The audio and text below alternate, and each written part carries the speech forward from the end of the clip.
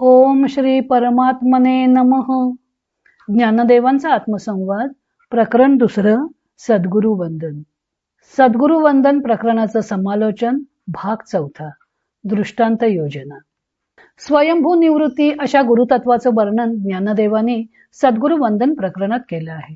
शिवशक्ती, गुरु आणि शांकरी विद्या यांच्यात कसे अद्वैत आहे ते त्यांनी मंगलाचरणाच्या पहिल्या 5 श्लोकात वर्णन करून आपल्या ग्रंथाचा अद्वैत हा विषय आहे याची सूचना दिली होती. सद्गुरु निवृत्ती हे जरी त्यांचे दृश्य स्वरूपातील सद्गुरु असले तरी त्यांना या प्रकरणात निर्गुण गुरुतत्वाचं वर्णन करायचं आहे आणि बोली अरूपाचे रूप दाखवण्यासाठी त्यांनी नेहमीप्रमाणे दृष्टांतांचा आधार घेतलेला आहे. ज्ञानदेवांची भाषा ही रूपकाची आहे. या प्रकरणात त्यांनी त्यांच्या सगुण स्वरूपाचे वर्णन करताना सद्गुरूंवर उपाय बनवसंतू, आज्ञेचा अहेव तंतू, कारुण्याची मूर्ती, मायारूपी हत्तीला मोडून, आविदेच्या आडरानात भटकणाऱ्या शिष्याला मुक्तिमोत्याचा चारा खाऊ घालणारा, कैवल्य कनकाचे दान देऊन पाठराखण करणारा अशा अनेक रूपकांनी त्यांनी त्यांचे वर्णन केले आहे. त्यांची कृपा म्हणजे जणू पौर्णिमाच, त्यामुळे आत्मज्ञानाच्या कला शिष्याच्या ठायी एकवटतात. यांची भेट झाली की शिष्याची प्रवृत्ती रूपी गंगा स्थिरावते. त्यामुळे हे जणू काही प्रवृत्ती रूपी गंगेला आश्रय देणारे समुद्रच होतात. यांची दृष्टी म्हणजे जणू काही वसंत ऋतूच, त्यामुळे शिष्याचा साधनरूपी वृक्ष फळतो. ते अविद्यारूपी विषाचा नाश करतात असं त्यांनी त्यांच्या सगुण स्वरूपाचं रूपकानं वर्णन केलं आहे.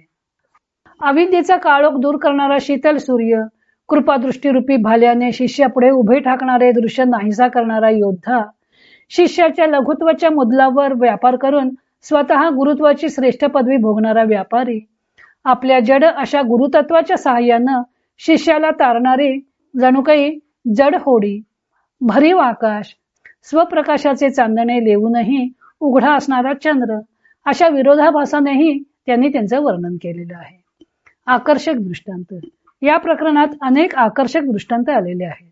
ज्ञानदेव त्यांना स्वसामर्थ्याच्या बळावर शिवाचे गुरुत्व जिंकणारे योद्धा म्हणतात. आत्म्याचे मुख दाखवणारा आरसा म्हणतात. सगुण स्वरूपात असल्यावर असणारा गुरुशिष्य संबंध दीपकलिकेप्रमाणे आहे. तेल, अग्नी व वात यांचा संयोग झाल्यावर दिवा दीर्घकाळ तेवत राहतो. त्याप्रमाणे ज्ञानाची देवघेव करत असताना गुरु आपले ज्ञानरूपी तेल म्हणजे स्नेह शिष्याला देतात. शिष्य म्हणजे जणू वात. गुरुनी दिलेल्या ज्ञानरूपी तेलात ही वात भिजल्यावर एका टोकाशी गुरुकृपारूपी अग्नी प्रज्वलित होतो. हा अग्नी प्रज्वलित झाला तरी गुरु शिष्य संबंध नामशेष होत नाही. गुरु गुरुपणाने शिल्लक असतात तर शिष्य शिष्यपणाने शिल्लक असतो. पण जेव्हा शिष्याला स्वस्वरूप अनुभव येतो त्यावेळी असणारा गुरु शिष्य संबंध हा कापूर आणि अग्नी यांच्या सोयरिकेसारखा आहे. कापूर आणि अग्नी दोघे एकमेकांना भेटल्यावर कापूर कापूरपणे व अग्नी अग्निपणे वेगळ्या राहत नाही. हे दोघे जोपर्यंत एकमेकांना भेटत नाहीत तोपर्यंतच अलग दिसतात. पण एकदा का भेट झाली की ज्योतीत कापराचे अस्तित्व वेगळेपणे दाखवता येत नाही. कापूर अग्निरूप बनतोच, पण दोघांचे अस्तित्वही एकदमच संपुष्टात येते. तसे अनुभवरूप ज्ञान जेव्हा सद्गुरू शिष्याला देतात तेव्हा शिष्य अनुभवाच्या बाबतीत गुरूंच्या बरोबरीचा होतो. एवढेच नव्हे तर दिव्याप्रमाणे दीर्घकाळ मिणमणत न राहता शिष्य कापराप्रमाणे क्षणार्धात आत्मार्पण करतो आणि गुरुसह नामशेष होतो. येथे गुरु व शिष्य असा द्वैत संबंध राहत नाही. दोघेही एकरूप होऊन जातात. ज्ञानदेव अरूपाचं रूप दाखवण्यासाठी दृष्टांताची योजना करताना एकच दृष्टांत सादर करून थांबत नाहीत तर दृष्टांतांची मालिकाही सादर करतात. याही प्रकरणात दृष्टांत मालिका आलेल्या आहेत. सद्गुरूंना नमस्कार करण्यासाठी गेलेला शिष्य वेगळेपणे उरत नाही, तो सद्गुरूंशी एकरूप होऊन जातो. सद्गुरूंना विशेषाच्या नावाने आत्मत्व सुद्धा सहन होत नाही. विशेष व सामान्य कोणत्याच भावांचा त्यांच्या स्वरूपात प्रवेश होत नाही. त्यामुळे त्यांना वंदन करण्यासाठी गेलेला शिष्य सुद्धा सद्गुरूंशी एकरूप होतो. तो आत्मत्वाने राहिला असं सुद्धा म्हणता येत नाही, कारण आत्मत्व म्हटले की त्या पाठोपाठ तत्सापेक्ष अनात्मत्वाची कल्पना सुद्धा येते. हे एकत्व स्पष्ट करताना त्यांनी अशीच दृष्टांतांची मालिका सादर केलेली आहे. रात्र जर सूर्याच्या भेटीला गेली तर तिला आपला रात्रपणा निश्चेष सोडावा लागतो. सूर्याच्या भेटीत तिला सूर्य होऊनच राहावं लागतं. त्याशिवाय सूर्याची भेट होऊच शकत नाही. आणि मिठाचा खडा जर पाण्याला भेटायला गेला तर त्याचा आकार पाण्यातच विरघळून जातो.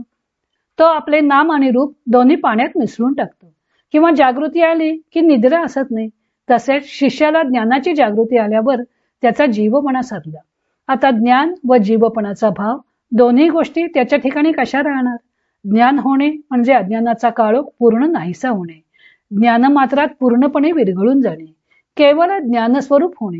अशा 3 दृष्टांतांनी त्यांनी गुरु शिष्याच्या भेटीत होणाऱ्या एकत्वाचं वर्णन केलेलं आहे.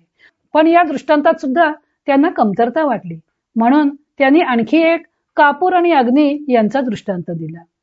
कापूर व अग्नीची भेट झाली की कापूर क्षणार्धात पेटतो व लगेचच अग्नीसह नाहीसा होतो. मग ना अग्नी उरत ना कापूर, ना दोघांची नामोनिशाणी. तसेच गुरु शिष्य यांची भेट झाली की गुरूंच्या जवळील ज्ञानाग्नीने शिष्यरूपी कापूर प्रज्वलित होतो आणि नंतर आपल्या नामोनिशाणी बरोबर सद्गुरूंची ही नामोनिशाणी मिटवून टाकतो. गुरु शिष्य भेटीचे स्वरूप हे अग्नी व कापूर यांच्या भेटीप्रमाणे आहे. दोघे नुसते एकरूपच होत नाहीत, तर शेवटी काही नाहीपणाने राहतात. शिष्याचे शिष्यत्व गेले की गुरूंचे गुरुत्व सुद्धा नाहीसं होतं. तसेच सद्गुरू वंद्यत्वाने उभा राहत नाही हे स्पष्ट करण्यासाठी सुद्धा त्यांनी सूर्य स्वतःचा उदय करत नाही, आपले समर्पण आपल्याला लाभत नाही, आकाशाच्या आरशात प्रतिबिंबाचा ठसा उमटत नाही आणि बिंबपणाला बरोबर घेऊन प्रतिबिंब नाश पावते, अशी दृष्टांत मालिका सादर केली आहे. कोणतीही गोष्ट स्पष्ट करण्यास त्यांना दृष्टांतांची कमतरता भासत नाही. सद्गुरू गगनाला पोटात घालून गगना एवढे होऊन राहतात व पुन्हा सर्व जगाला सामावून घेऊनही नाहीपणाची खूण मिरवतात.